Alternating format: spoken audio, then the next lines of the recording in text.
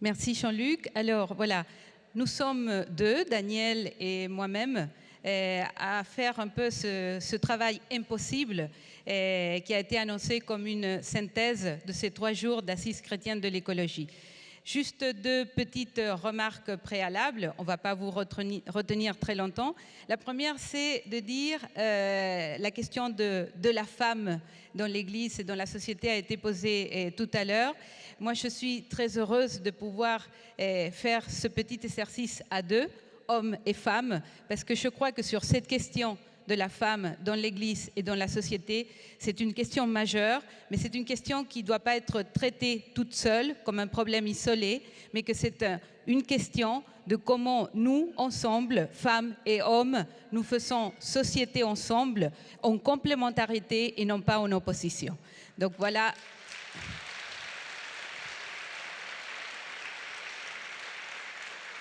Deuxième précision, et ce n'est pas une synthèse, ce que nous allons vous livrer.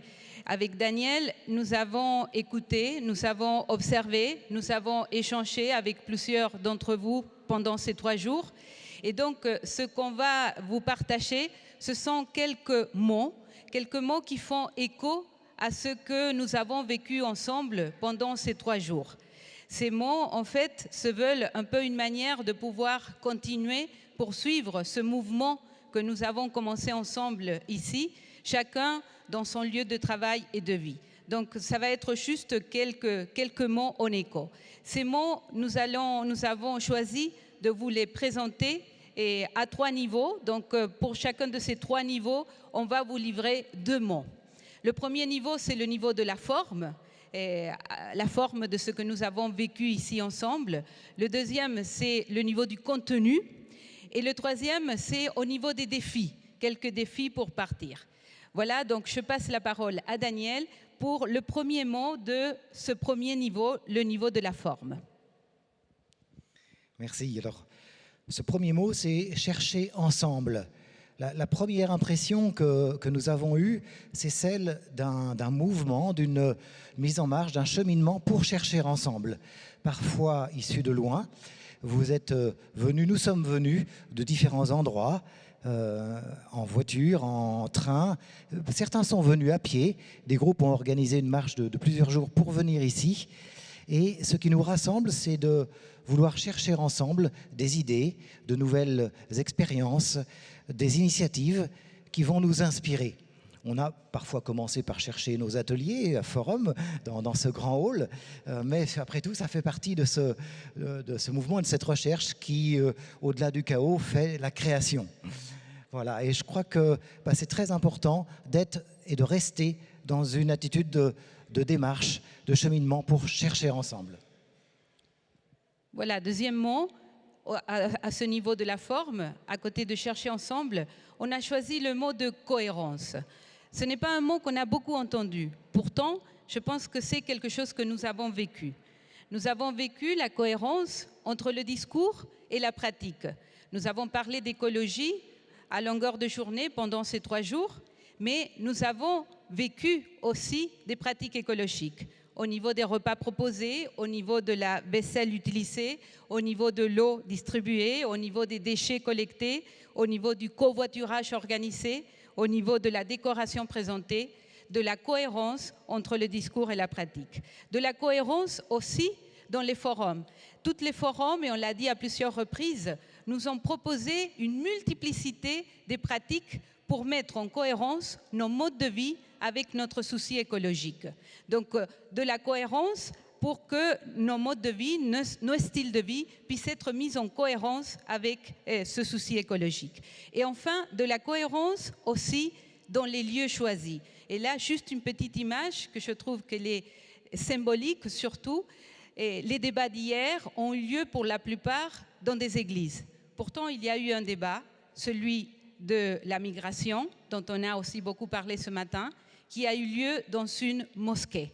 Et je pense que c'est un signe très fort que dans le cadre de ces assises chrétiennes de l'écologie, un débat ait lieu justement dans une mosquée. Et ça, c'est un signe aussi de cette diversité, de cette ouverture à la différence à laquelle l'écologie nous invite.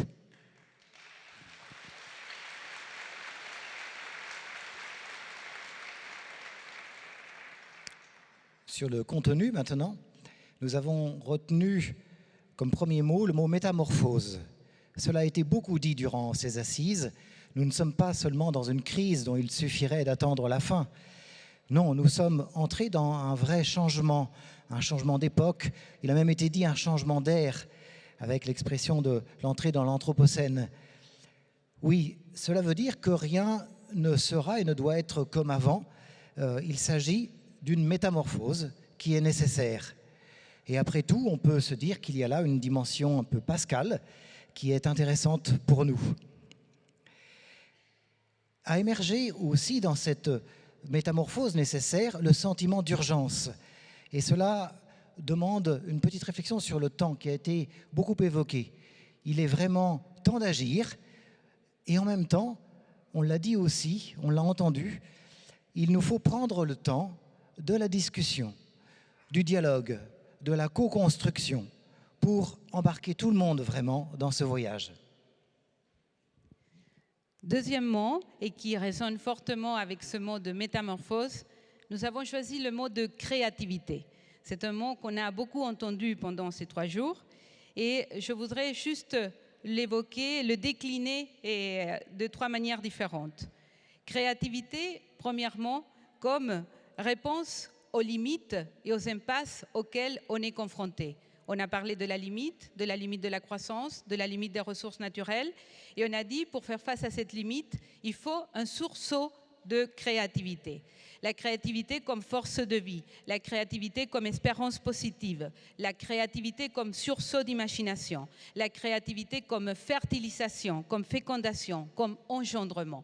Donc la créativité avant tout comme cette force de vie pour aller plus loin. Deuxième déclinaison, la créativité comme une manière d'habiter et non pas seulement de construire ou de fabriquer. C'est-à-dire, habiter, ça veut dire passer quelque part de la quantité à la qualité, du nombre au récit, du faire à la présence, de la compétence à la contemplation, de l'efficacité à l'émerveillement. Donc, la créativité comme une nouvelle manière d'habiter notre maison commune, comme une nouvelle manière d'être au monde. Et enfin, troisième déclinaison de ce mot de créativité, la créativité comme une mise en relation. La relation, le lien, a été aussi très présent dans tous nos débats pendant ces 3 jours. On a entendu beaucoup des mots comme rassembler, coopérer, collaborer, participer, partager, mutualiser. Autant des mots qui disent des manières nouvelles d'être en lien avec les autres. Donc, comment penser la créativité justement comme une manière nouvelle de relier au niveau intergénérationnel, de relier au niveau interreligieux, de relier au niveau interculturel. Donc, créativité, c'est aussi relier d'une manière nouvelle. Et comme il faut relier d'une manière nouvelle, on vous propose aussi deux défis. Le premier, c'est justement cette notion de tout est lié. Alors pourquoi un défi? Parce qu'il est en partie réalisé. On a bien entendu très souvent durant ces assises que les enjeux sociaux et les enjeux d'écologie sont liés. Le pape François nous y invite très fortement dans l'encyclique Laudato Si. Oui, cela est une conviction très largement partagée, entendre la clameur des pauvres et de la terre. Mais cette convergence est encore en cours et doit encore s'approfondir au niveau des acteurs. Et c'est un mouvement qui existe déjà, qui est fort dans nos expériences, mais qui peut s'approfondir. Et sans doute, plus encore, il est essentiel pour la métamorphose nécessaire d'associer les pauvres dans ce mouvement au cœur de l'action et de la réflexion. Les personnes en précarité, marginalisées, ne sont pas seulement des victimes des changements climatiques ou des logements précaires mal isolés, ils sont aussi, et plus encore, des acteurs du changement, des ressources pour l'action, parce qu'ils se démènent, ils cherchent à inventer les solutions pour demain et ils doivent se sentir pleinement partie prenante. Voilà une évolution qui nous semble à renforcer, à confirmer.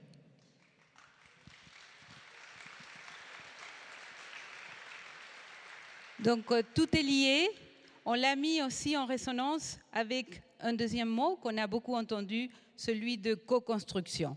Pour que tout soit vraiment lié, il faut inventer des nouvelles manières de construire ensemble. Et donc, encore 3 petites déclinaisons de ce mot co-construction. Premièrement, co-construire des articulations nouvelles entre 3 niveaux qui ont été évoqués en permanence pendant ces 3 jours. Le niveau individuel, le niveau collectif, la société civile, et le niveau institutionnel, c'est-à-dire plus politique en termes institutionnels. Ces 3 niveaux appellent à des articulations nouvelles. Et c'est pour ça qu'on a entendu l'appel à des nouvelles formes de gouvernance, des nouvelles formes de démocratie participative, des nouveaux lieux de débat, des nouveaux lieux d'agora.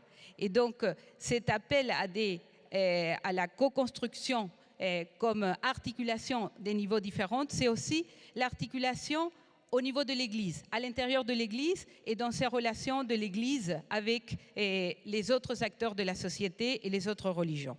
Deuxième déclinaison de ce mot co-construction, co-construction comme expérimentation, c'est-à-dire se permettre justement de tâtonner, de faire attention au processus et pas seulement aux résultats, de faire place à l'émergence du nouveau, à l'inattendu et de ne pas chercher à tout bout l'efficacité. Donc, co-construction comme expérimentation. Et enfin, co-construction comme intelligence collective. Et là aussi, on a beaucoup entendu ce terme d'intelligence collective. Et je pense que là, il y a un défi majeur que nous pouvons porter de ces assises et peut-être en vue des prochaines assises de l'écologie. C'est de penser comment ces lieux de rassemblement peuvent être aussi des lieux où on met en pratique des formes de co-construction. Dans ces assises, nous avons beaucoup partagé des expériences, nous avons partagé des connaissances, nous avons mutualisé des pratiques différentes, des manières de faire. Mais peut-être qu'il y a quelque chose à inventer ensemble, d'une manière de construire ensemble, et que ces rassemblements puissent être aussi un lieu où on construit ensemble, que ce soit un lieu justement où l'intelligence collective prend une forme pratique concrète. Donc voilà quelques défis en termes des noms, des mots. Et puis, on voulait finir un peu ces échos avec une information et un mot d'envoi. Une information, la question a été posée à plusieurs reprises, qu'est-ce que nous pouvons faire concrètement et de quelle manière l'Église aujourd'hui s'engage dans tout ce mouvement écologique et en particulier avec la COP21. Peut-être certains d'entre vous ont vu dans les stands ce petit tract qu'on avait laissé, qui a été fait par la Conférence épiscopale de France, où il y a 2 informations très concrètes, avec 2 invitations très concrètes. La première, c'est, en vue de la COP21, que l'Église de France, au niveau surtout œcuménique, travaille beaucoup et se mobilise beaucoup, organise notamment pour les pèlerins. Vous avez entendu qu'il y aura des pèlerinages qui viennent de l'Allemagne, de l'Angleterre, de l'Italie notamment. Et pour ces pèlerinages et pour accueillir ces pèlerins, des lieux d'hébergement. Et donc, on a mis en place une plateforme numérique qui existe déjà, mais qui va créer une page spéciale pour la COP21. Cette plateforme s'appelle EFATA. Et donc, on invite à toutes les personnes de Paris et de la région parisienne qui ont un logement, dans leur logement, une place à proposer aux pèlerins climatiques, de pouvoir s'inscrire dans cette plateforme, parce que c'est justement un lieu qui veut permettre la rencontre entre ceux qui ont un lieu de logement à proposer et ceux qui sont à la recherche de logement pendant ces quelques jours de la COP21. Donc, EFATA.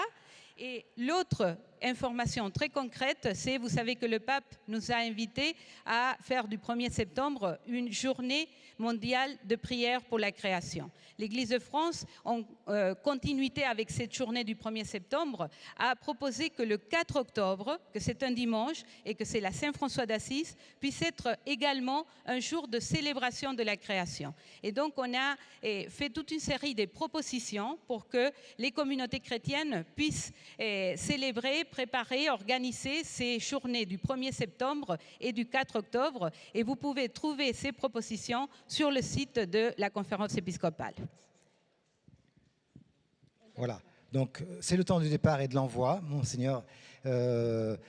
Nous sommes motivés par tout ce que nous avons vécu, par les choses que nous avons entendues. Et nous repartons avec plein d'espoir et de confiance, même s'il y a aussi des signes d'inquiétude. Le spectacle d'hier s'intitulait « Kéros ». C'est l'invitation que nous pouvons entendre aussi. C'est le moment favorable, à la fois parce que toutes ces grandes rencontres de la conférence de Paris, etc., nous montrent qu'il y a une vraie prise de conscience et un vrai enjeu de négociation, mais aussi, grâce à l'encyclique du pape, il y a vraiment une opportunité actuellement de s'engager. C'est le temps de l'invention, le temps de l'action, c'est le moment favorable, alors allons-y.